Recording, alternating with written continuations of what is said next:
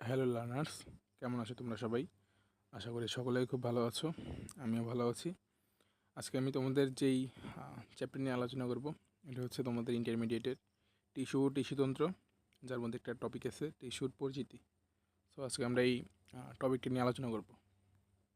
So ফার্স্টে আমার পরিচয় দিয়ে নিই। আমি হচ্ছি Pronoy Karmakar, department of chemistry, 25 session, Chandpur সরকারি কলেজ। আচ্ছা, আসো। দেন হচ্ছে আমাদের জীব দেহ আছে দুই ধরনের, একটা আছে উদ্ভিদ দেহ, একটা প্রাণী দেহ। ফার্স্টে আমাদের উদ্ভিদ দেহের প্রাণী দেহের টিস্যুগুলো নিয়ে পার্থক্যগুলো জানতে হবে। আমাদের প্রাণী দেহে 4 ধরনের টিস্যু আছে: আবরণী টিস্যু, যোজক টিস্যু, পেশি টিস্যু, স্নায়ু টিস্যু। এগুলো তোমরা জুলজিতে পাবে। আর উদ্ভিদ দেহে আমাদের যে টিস্যুগুলো আছে এগুলো হচ্ছে ভাজক টিস্যু আর স্থায়ী টিস্যু। তো যেহেতু আমরা এখন বোটানি নিয়ে পড়াশোনা করতেছি, তাহলে আমরা এই উদ্ভিদ দেহের যে টিস্যুগুলো আছে, ভাজক টিস্যু আর স্থায়ী টিস্যু, এই দুটি নিয়ে আমরা পড়াশোনা করব। আচ্ছা, আমরা ফার্স্টে আসি ভাজক টিস্যুতে। প্রথমে তোমাদের জানতে হবে যে ভাজক টিস্যু আসলে কী। সো ভাজক টিস্যু যেই টিস্যু বিভাজনে সক্ষম তাকে ভাজক টিস্যু বলে। অর্থাৎ যেই টিস্যু বিভাজিত হতে হতে একটু উদ্ভিদ দৈর্ঘ্য প্রস্থে বৃদ্ধি পায়, সেটাকে ভাজক টিস্যু বলে। তো আমরা যদি ভাজক টিস্যুর বৈশিষ্ট্যগুলো একবার পড়ি, এগুলো কিন্তু তোমাদের ইম্পর্টেন্ট বৈশিষ্ট্যগুলো। এগুলা গতে বা ঘতে মানে আলাদা আলাদা আসতে পারে। যেমন ভাজক টিস্যুর বৈশিষ্ট্য লেখো, স্থায়ী টিস্যুর বৈশিষ্ট্য লেখো। তারপর দুটোর পার্থক্য আসতে পারে, ভাজক টিস্যু স্থায়ী টিস্যুর পার্থক্য, যার জন্য তোমাদের বৈশিষ্ট্যগুলো পড়া খুবই প্রয়োজন। সো আমি বৈশিষ্ট্যগুলো এখানে স্লাইডের মধ্যে নিয়ে এসেছি, আমি জাস্ট তোমাদের দেখিয়ে দিচ্ছি একবার। কোষগুলো জীবিত, অপেক্ষাকৃত ছোট, সমবয়সীয়। তারপর হচ্ছে কোষগুলো বিভাজনে সক্ষম, মানে ওরা বিভাজিত হতে পারে। কোষগুলো নিউক্লিয়াস বড়, মাঝখানে থাকে এবং ঘন সাইটোপ্লাজম। তারপরে হচ্ছে কোষগুলো সেলুলোজ নির্মিত কোষ প্রাচীর দ্বারা আবৃত। কোষগুলো আয়তাকার, ডিম্বাকার, পঞ্চভুজাকার, ষড়ভুজাকার হয়, এদের আকৃতিগুলো আর কি। তারপর কোষগুলো কোষগহ্বর ও অন্তঃকোষীয় ফাঁকা স্থান নেই। কারণ অন্তঃকোষীয় ফাঁকা স্থান বলতে কোষের মধ্যে যেই খালি জায়গাগুলো বোঝানো হয়েছে এগুলা। তারপর হচ্ছে কোষগুলোতে বিপাকীয় হার বেশি, যার ফলে ওরা সর্বদাই বিপাকীয় অবস্থায় থাকে। কোষগুলো ছোট, অপরিণত হয়, মাইটোসিস প্রক্রিয়ায় বিভাজিত হয়। প্লাস্টিডগুলো প্রোপ্লাস্টিড রূপে থাকে। এখানে এমসিকিউর জন্য কিছু টপিক আছে, যেমন ভাজক টিস্যুর প্লাস্টিডগুলো কী রূপে থাকে, ভাজক টিস্যু কোন প্রক্রিয়ায় বিভাজিত হয়, এগুলো এমসিকিউতে আসতে পারে। পাশাপাশি পুরোটা মুখস্থ রাখা খুবই গুরুত্বপূর্ণ, কেননা এগুলো তোমাদের এমসিকিউ সিকিউর জন্য খুবই গুরুত্বপূর্ণ। এই টপিকটা ভাজক টিস্যু স্থায়ী টিস্যুর পার্থক্যগুলো, পাশাপাশি ভাজক টিস্যুর বৈশিষ্ট্য, স্থায়ী টিস্যুর বৈশিষ্ট্য এগুলো। তো আমরা নেক্সট স্লাইডে যাই। এখানে আসতেছে স্থায়ী টিস্যু। এখন যেহেতু ভাজক টিস্যু আমরা পড়েছি যে যেটা বিভাজনে সক্ষম, আর স্থায়ী টিস্যু হবে যেই টিস্যু কোষগুলো স্বাভাবিক অবস্থায় বিভাজনে অক্ষম, মানে ওরা স্বাভাবিক অবস্থায় বিভাজনে অক্ষম থাকে, তাকে স্থায়ী টিস্যু বলে। আচ্ছা, এখানে দেখো স্থায়ী টিস্যু কোনগুলা। ভাজক টিস্যু থেকে কিন্তু স্থায়ী টিস্যু তৈরি হয়। কেননা একটা ভাজক টিস্যু যখন বৃদ্ধি পায়, বা ওই জায়গাটা যখন বৃদ্ধি পায়, ওইটা হচ্ছে ভাজক টিস্যু। আর ওইটা যখন বৃদ্ধিটা থেমে যায়, সেটাকে স্থায়ী টিস্যু বলে, মানে ওইটা পার্মানেন্ট হয়ে গেছে এটা।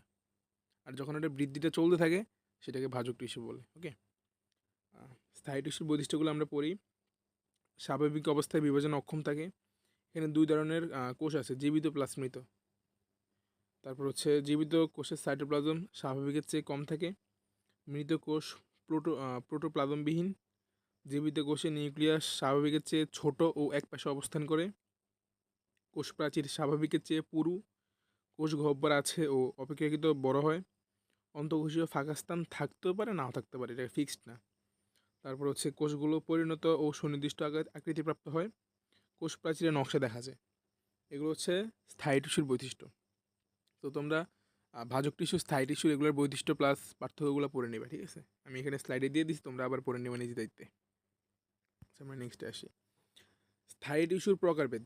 এখানে স্থায়ী টিস্যুর কিছু প্রকার আছে, ভাজক টিস্যুর কিছু প্রকার আছে। আমরা ফার্স্টে স্থায়ী টিস্যুর যে প্রকারগুলো আছে এগুলো ফার্স্টে দেখি। এখানে 3 ধরনের টিস্যু আছে।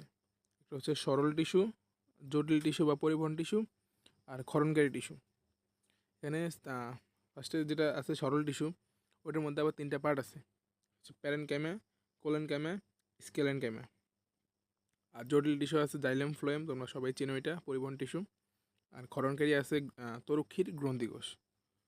আমি নিজে যেভাবে পড়েছি বা আমার ইন্টারে থাকতে আমি যেভাবে পড়তাম অ্যাডমিশনের জন্য আমি যেভাবে পড়েছি, আমি জাস্ট ওই স্লাইডগুলো বা ওইভাবে তোমাদেরকে দেখিয়ে দিচ্ছি, এটুকুই।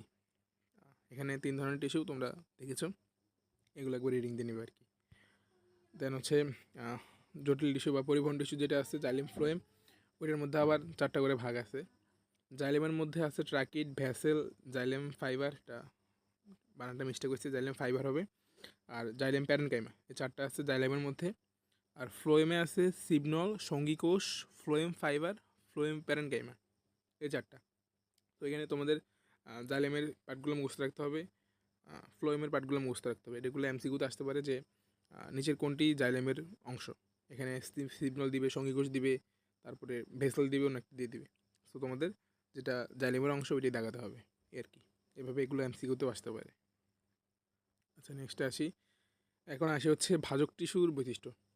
ভাজক টিস্যুকে 4টা ভাগে ভাগ করা যায়। তো 4টার মধ্যে একটা হচ্ছে উৎপত্তি অনুসারে, ভাজক টিস্যুগুলা কীভাবে উৎপত্তি হয় এর উপর ভিত্তি করে এগুলোকে আবার 3টা ভাগে ভাগ করা হয়েছে।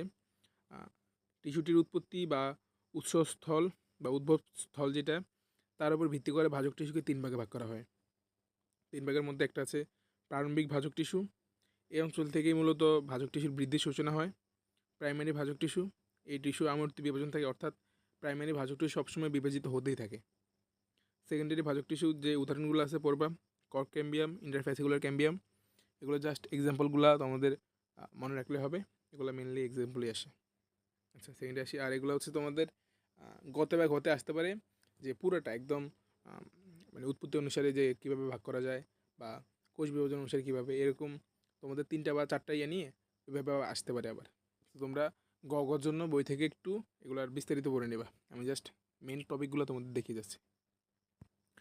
তারপর আসে হচ্ছে অবস্থান অনুসারে, এগুলার যে অবস্থান আছে তাই সেই অনুপাতে আবার 3 ভাগে ভাগ করা যায়।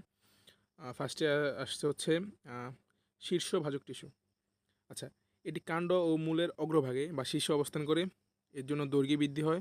উদাহরণ হচ্ছে মূলের অগ্রভাগ, কাণ্ডের অগ্রভাগ। এটা হচ্ছে শীর্ষ ভাজক টিস্যু বা শীর্ষক ভাজক টিস্যু। সেকেন্ড হচ্ছে নিবেশিত বা ইন্টার ক্যালোরি ভাজক টিস্যু। সো এটি পরিণত টিস্যুর মধ্যে দুই পরিণত টিস্যুর মধ্যে অবস্থান করে, দৈর্ঘ্য বৃদ্ধির জন্য সাহায্য করে, বিশেষত এমন উদ্ভিদ যেখানে শীর্ষ ভাজক টিস্যু নষ্ট হয়। উদাহরণ হচ্ছে ঘাস, আখ, বাঁশ ইত্যাদি এগুলা। পার্শ্বীয় ভাজক টিস্যু, এটা নাম শুনে বুঝতে পারতেছো, পার্শ্বীয় মানে পাশে যেটা বৃদ্ধি করে, অর্থাৎ ব্যাসে যেটা বৃদ্ধি করে, অর্থাৎ মোটা হওয়ার জন্য যেটা দায়ী আর কি, এটা হচ্ছে তোমার পার্শ্বীয় বা ল্যাটেরাল ভাজক টিস্যু। এটি কাণ্ড ও মূলের পার্শ্ববর্তী অংশে, অর্থাৎ পার্শ্বে একদম সাইডে অবস্থান করে, যেটা ওইটা হচ্ছে তোমার পার্শ্বীয় ভাজক টিস্যু। এটা হচ্ছে উদাহরণ হচ্ছে ভাস্কুলার ক্যাম্বিয়াম, কক ক্যাম্বিয়াম। তো এই এক্সাম্পলগুলো তোমার মনে রাখতে হবে, এক্সাম্পলগুলো এমসিকিউতে খুবই আসে। পাশাপাশি সিকিউর জন্য তোমরা পুরোটা পড়ে নেবে আর কি, যে 4টা ডিভাইড আছে, 4টা ডিভাইডের মধ্যে মানে একদম 3টা করে আছে, ওগুলো পড়বা। দেন আসে হচ্ছে কোষ বিভাজন অনুসারে। কোষ বিভাজন অনুসারে মাস, প্লেট, রিভ এগুলা, তো এগুলা এক্সাম্পলগুলো পড়বা তোমরা। জাস্ট এখানে এক্সাম্পলগুলো আমি দিয়ে দিচ্ছি, এগুলা অর্থাৎ তোমরা অথবা তোমরা বই থেকেও পড়তে পারো, বই থেকে পড়লেও চলবে, যদি এখান থেকে পড়তে চাও পড়তে পারো, সমস্যা নেই এক্সাম্পলগুলো। পাশাপাশি গ এবং ঘয়ের জন্য তোমরা একটু বিস্তারিত পড়ে নিবে বই থেকে, তাইলে হবে। এখানে মাস ভাজক টিস্যু, কোষ বিভাজন অনুসারে মাস ভাজক টিস্যু, প্লেট ভাজক টিস্যু, রিব ভাজক টিস্যু, ঠিক আছে। এই 3 ভাগে ভাগ করা যায়। তো আমরা লাস্টে আসি, আরেকটা ভাগ আছে কাজ অনুসারে, প্রোটোডার্ম, প্রোক্যাম্বিয়াম, গ্রাউন্ড মেরিস্টেম। এখানেও সেম তোমাদের এগুলো দেওয়া আছে, যেখানে প্রোটোডার্ম এটা দেখতে পারতেছো, মূল, কাণ্ড ও শাখা প্রশাখা, ত্বক, এপিব্লেমা বা এপিডার্মিস তৈরি করে। আর প্রোক্যাম্বিয়াম যেটা আছে এটা হচ্ছে পরিবহন টিস্যু, জাইলেম আর ফ্লোয়েম সৃষ্টি করে। আর গ্রাউন্ড মেরিস্টেম যেটা আছে কর্টেক্স, মজ্জা ও মজ্জা রশ্মি তৈরি করে। সো আমরা আজকে জাস্ট টিস্যুর পরিচিতি যেগুলো আছে, এই টিস্যুর পরিচিতি নিয়ে আলোচনা করেছি। দেন নেক্সট ক্লাসে আমরা যে বাকি টপিকগুলো আছে আমাদের এই চ্যাপ্টারে টিস্যু ও টিস্যুতন্ত্রে, আমি ওইগুলো নিয়ে আলোচনা করার ট্রাই করব। আর হচ্ছে এখানে যদি তোমাদের কোনো কিছু বুঝতে অসুবিধা হয় আমাকে আমাদের এই ভিডিওতে কমেন্ট করতে পারো। আর ক্লাসটা করার জন্য তোমাদের সবাইকে ধন্যবাদ। আমাদের ব্রেনস্টর্মার্স যে ইউটিউব চ্যানেলটা আছে এটা সাবস্ক্রাইব করে রাখবা, যাতে পরবর্তী যে কোনো ভিডিও আমরা ছাড়ার সাথে সাথে তোমাদের সামনে চলে যায়। আশা করি আমাদের ভিডিওগুলো তোমাদের উপকৃত হয়। যদি ভিডিওগুলো ভালো লেগে থাকে ভিডিওটিতে লাইক করতে পারো, তোমাদের ফ্রেন্ডদের সাথে শেয়ার করতে পারো। আমাদের ব্রেনস্টর্মারের সাথে থাকার জন্য ধন্যবাদ।